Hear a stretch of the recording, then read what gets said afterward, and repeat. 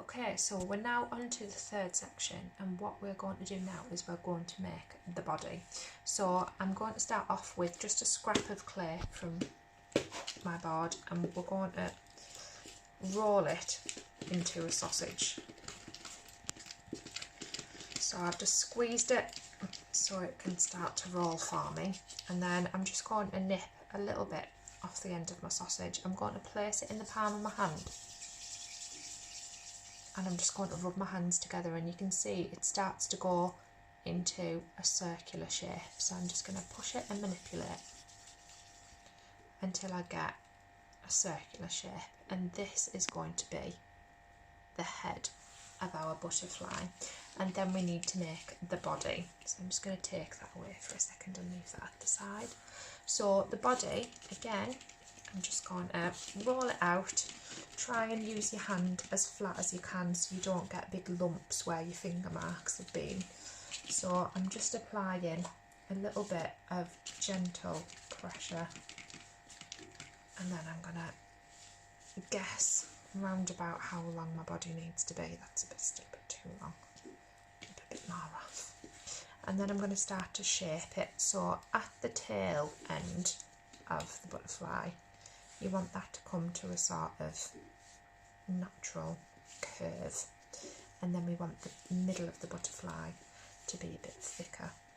So I'm just pushing, rolling and manipulating my clay until I get a shape I'm happy with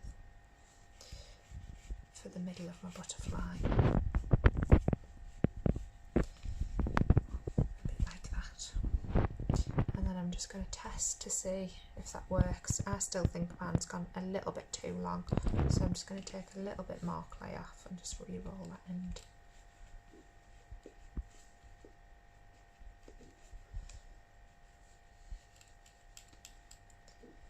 Until I get to a point where I'm happy with it. And then when we're happy with it, we need to look at applying the body and the head. So we know for applying, we learned in the last video, what we're going to have to do is we're going to have to cross hatch. Okay, so we need our pencil back, and we're going to create those crisscross marks all across the body, just to make that rough surface. And then we're going to crisscross where we are applying it as well. And we don't want too much water on our clay because that weakens its structure. So just as we did with the wings, we get a little bit of our slip and we just apply it on one side, not both sides, because if it's too wet, it's not going to stick and it's just going to slip off. And then again, we just need to apply a little bit of gentle pressure, pushing it down so that it sticks to the surface. Now with my head, what I'm going to do is very gently, I'm just going to use my thumb at the back to try and flatten it out so we can make these crosshatch sections, getting tongue tied, and then going across, and then again just rough up the surface of the clay with that cross hatching where I want it to be applied. Tiny bit of slip on the head, and then I'm going to pop it in there.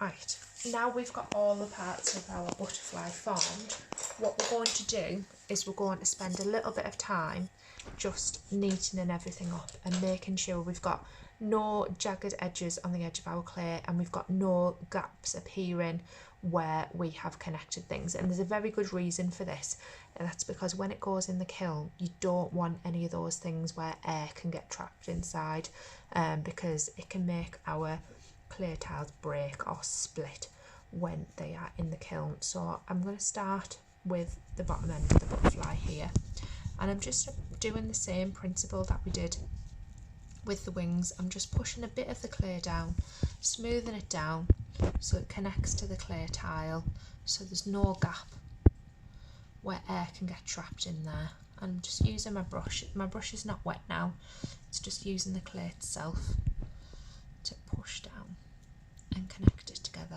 going to do the same thing right along the edge where it joins in with the wings.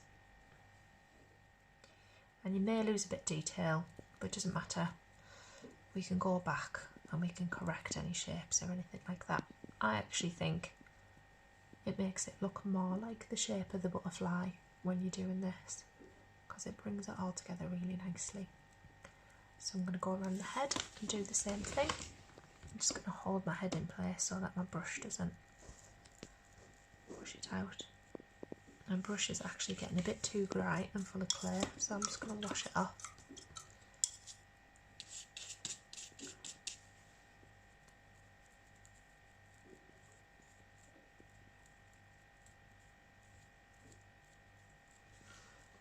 And then the same with the top of the head there.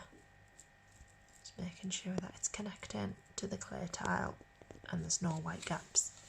And then I'm going to go around the edge of the wings with my finger and just smooth out any bits, make sure there's no jagged edges lifting off, and I can just make sure I haven't lost any of the shape